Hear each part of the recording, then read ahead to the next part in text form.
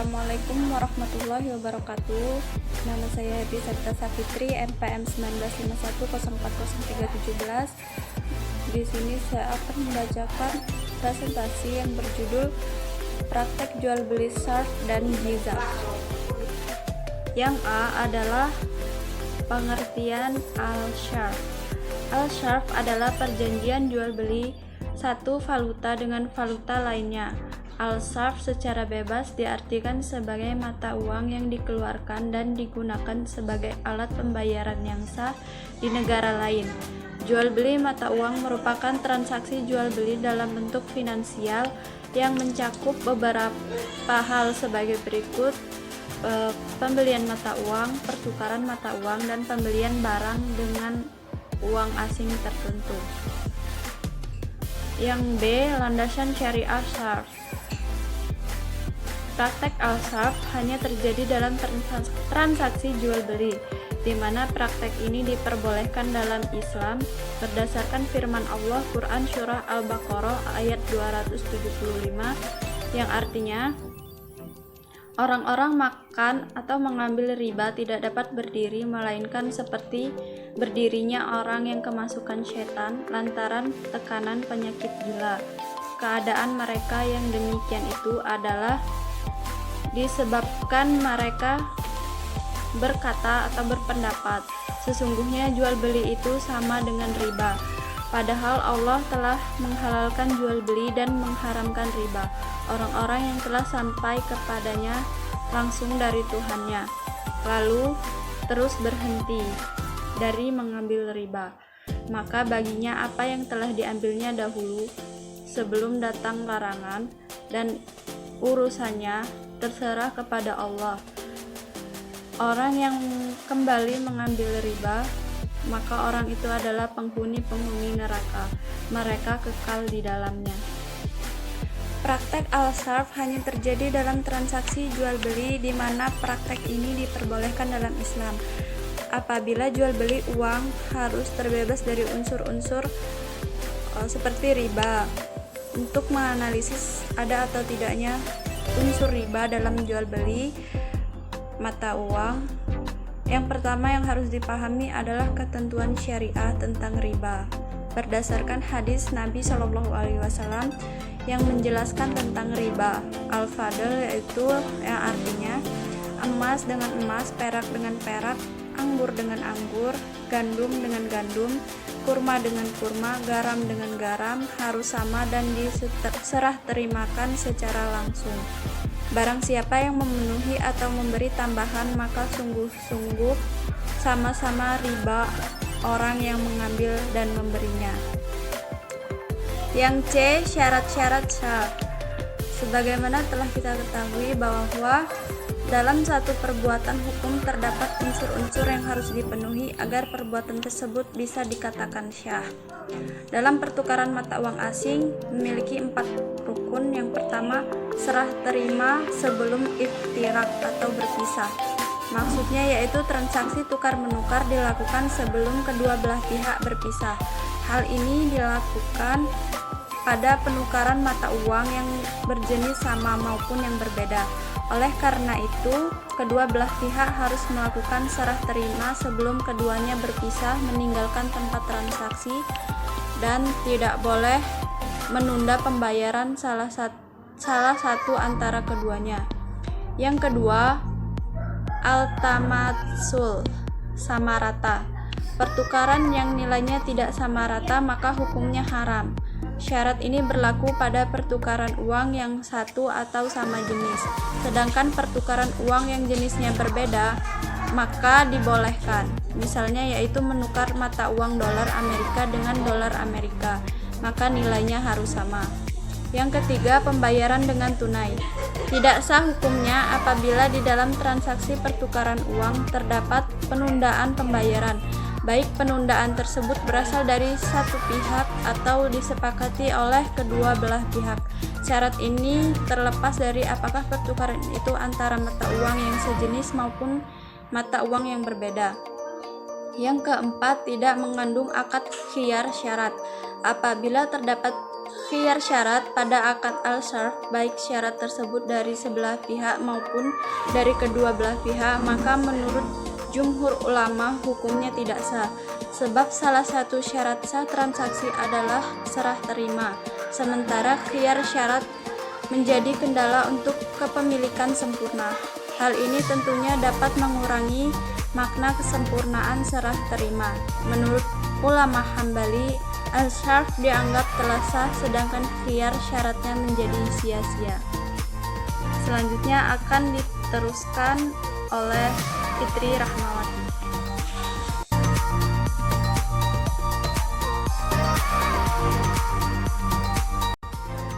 Assalamualaikum warahmatullahi wabarakatuh. Nama saya Fitri Rahmawati, NPM 191040308 dari kelas Manajemen Bisnis Syariah D semester 3. Di sini saya akan menjelaskan mengenai jenis-jenis sarf dan transaksi pasar falas konvensional. Yang pertama saya akan menjelaskan mengenai jenis-jenis sarf. Jenis-jenis sarf sendiri terbagi menjadi 4 bagian. Yang pertama ada transaksi spot. Transaksi spot adalah pembelian dan penjualan valuta asing untuk penyerahan pada saat itu atau over the counter, atau penyelesaiannya paling lambat dalam jangka waktu 2 hari. Yang kedua ada transaksi forward. Transaksi forward disebut juga dengan transaksi yang berjangka, yang pada prinsipnya adalah transaksi sejumlah mata uang tertentu dengan sejumlah mata uang lainnya, yang penyerahannya dilakukan pada waktu yang akan datang. Kurs yang ditetapkan pada waktu kontrak dilakukan, tetapi pembayaran dan penyerahan baru dilakukan pada saat kontrak jatuh tempo. Transaksi yang ketiga yaitu transaksi swap. Transaksi swap adalah transaksi pembelian dan penjualan bersamaan dengan sejumlah mata uang tertentu dengan 2 tanggal valuta atau penyerahan yang berbeda. Pembelian dan penjualan mata uang tersebut dilakukan pada bank lain yang sama. Yang terakhir ada transaksi option. Transaksi option sendiri merupakan kontrak untuk memperoleh hak dalam rangka membeli atau hak untuk menjual yang tidak harus dilakukan atas sejumlah unit valuta asing pada harga dan jangka waktu atau tanggal akhir tertentu. Selanjutnya saya akan membahas mengenai transaksi pasar falas konvensional. Di bursa falas ini, orang dapat membeli ataupun menjual mata uang yang diperdagangkan secara objektif untuk mendapatkan profil yang menguntungkan dari posisi transaksi yang dilakukan. Di bursa falas dikenal dengan istilah lot dan pip. Satu lot sendiri nilainya itu adalah $1.000 dan satu pip itu nilainya ada $10. Sedangkan nilai dolar di bursa falas berbeda dengan nilai dolar yang kita kenal di bank lainnya. Nilai dolar di bursa falas sangat bervariasi, yaitu kisaran 6.000 atau 8.000 dan bahkan bisa sampai 10.000. Transaksi valuta asing dapat dilakukan dengan 2 arah dalam mengambil keputusan. Misalnya, seseorang dapat membeli dahulu atau open buy, lalu ditutup dengan menjual atau sell, ataupun sebaliknya, melakukan penjualan dahulu, kemudian ditutup dengan membeli. Jadi jenis pasar uang sendiri dibagi menjadi 2. Yang pertama ada pasar modal dan yang kedua ada pasar komoditi. Mungkin itu saja yang dapat saya sampaikan. Kurang lebihnya saya mohon maaf. Saya akhiri. Wassalamualaikum warahmatullahi wabarakatuh.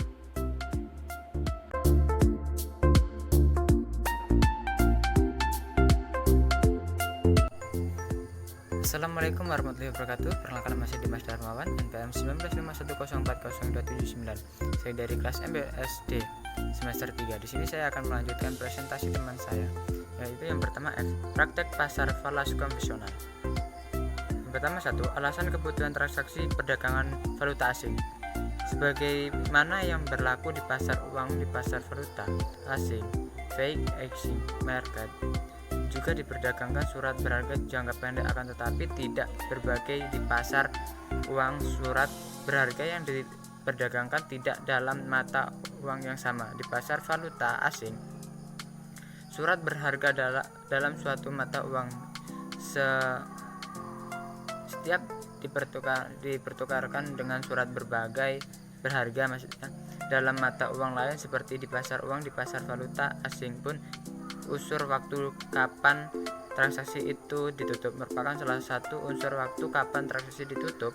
Itu ditutup merupakan salah satu unsur yang harus diperhatikan.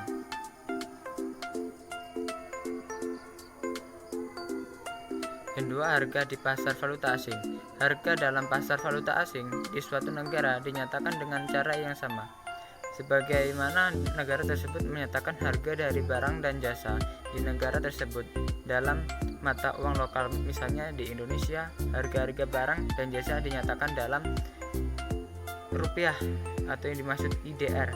Hal ini berlaku untuk barang dan jasa apa saja seperti mobil, alat-alat rumah tangga, jasa pelayanan kesehatan, dan lain-lain termasuk harga valuta asing. Lalu yang G, keterlibatan perbankan syariah dengan pasar falas. Sebagai lembaga keuangan yang dapat memfasilitasi perdagangan internasional, perbankan syariah pun tidak dapat menghindari diri dari keterlibatan di pasar valuta asing. Perbankan syariah harus menyusun pedoman kerja operasional agar mempunyai akses yang luas ke pasar valuta asing tanpa harus terlibat pada mekanisme perdagangan yang bertentangan dengan prinsip-prinsip syariah. Perdagangan valuta asing dapat dianalogikan dengan pertukaran antara emas dan perak atau khar. Harga atas pertukaran itu dapat ditentukan berdasarkan kesepakatan antara penjualan dan pembeli. Di antara bank-bank syariah yang sudah aktif dalam transaksi valuta asing adalah Bank Syariah Mandiri atau yang disebut BSM. PT Bank Syariah Mandiri telah memperoleh izin devisi sejak 18 Maret tahun 2002. Sejak saat itu BSM telah melayani berbagai lapisan masyarakat dalam memenuhi kebutuhan mata uang.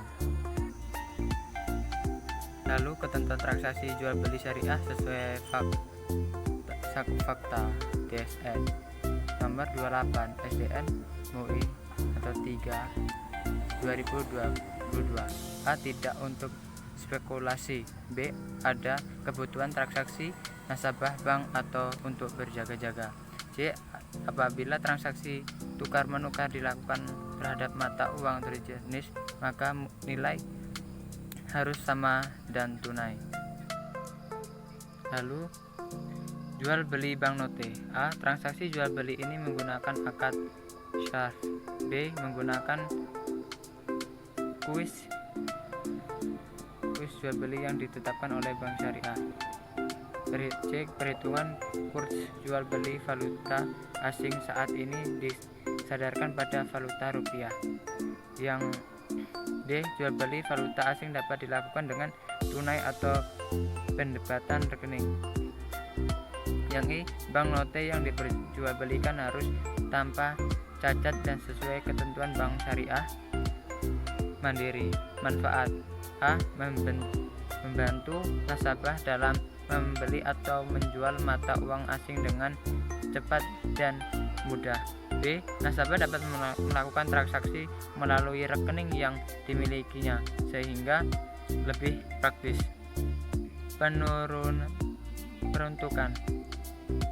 Peruntukan yaitu A. Perorangan, B. Badan usaha.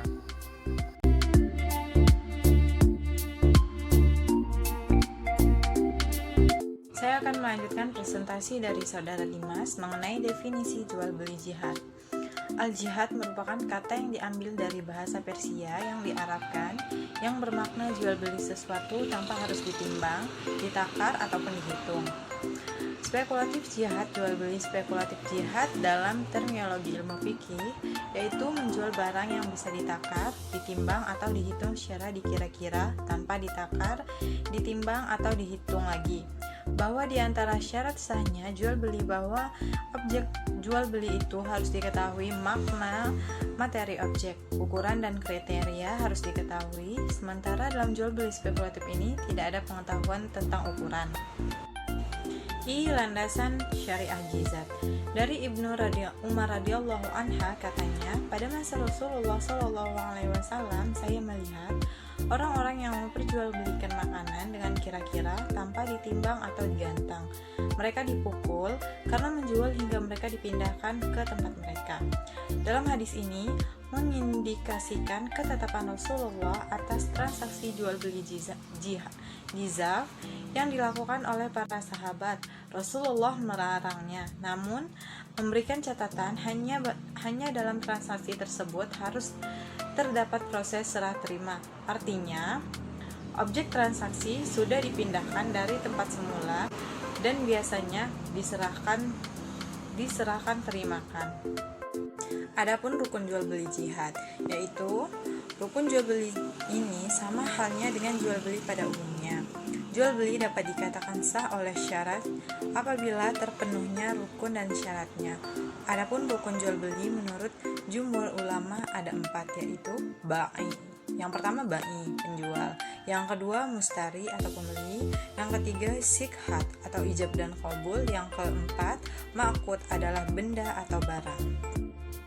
J. Syarat jual beli jizat. Ulama fikih mazhab Malikiyah menyebutkan 7 syarat bagi keabsahan jual beli jizat.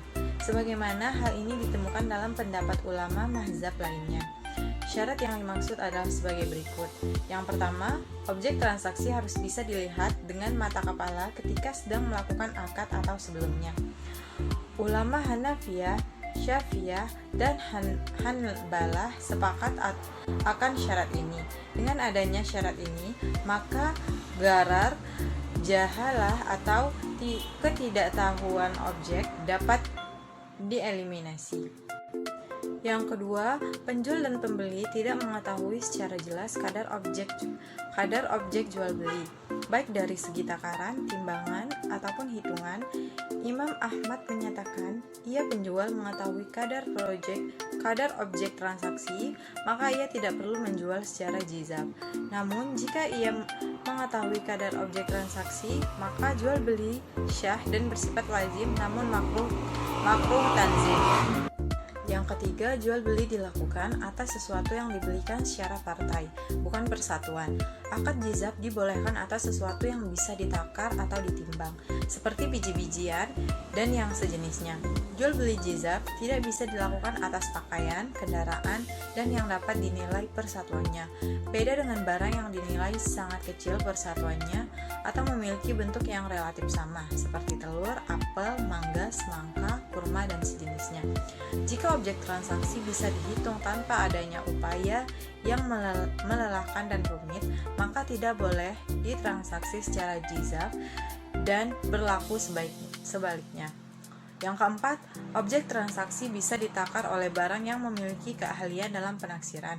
Akad jizaf tidak bisa dipraktikkan atas objek yang sulit untuk ditakar. Mazhab Syafi'iyah sepakat atas adanya syarat ini. Mereka menetapkan bahwa kadar subroh harus bisa diketahui walaupun dengan menaksir. Yang kelima, objek akad tidak boleh terlalu banyak sehingga sangat sulit untuk ditaksir, namun juga tidak terlalu sedikit sehingga sangat mudah diketahuinya. Yang keenam, tanah yang digunakan sebagai tempat penimbun objek transaksi harus rata sehingga kadar objek transaksi bisa ditaksir. Jika tanah dengan konduksi menggunung atau landai, maka kemungkinan kadar objek transaksi tanah dalam kondisi tidak rata, maka keduanya memiliki hak qiyar. Yang ketujuh, tidak diperbolehkan mengumpulkan jual beli barang yang tidak diketahui kadarnya secara jelas dengan barang yang diketahui kadarnya secara jelas dalam suatu akad. Misalnya, jual beli kurma 1 kilo dikumpulkan dengan apel yang berada dalam satu pohon dengan satu harga atau 2 harga.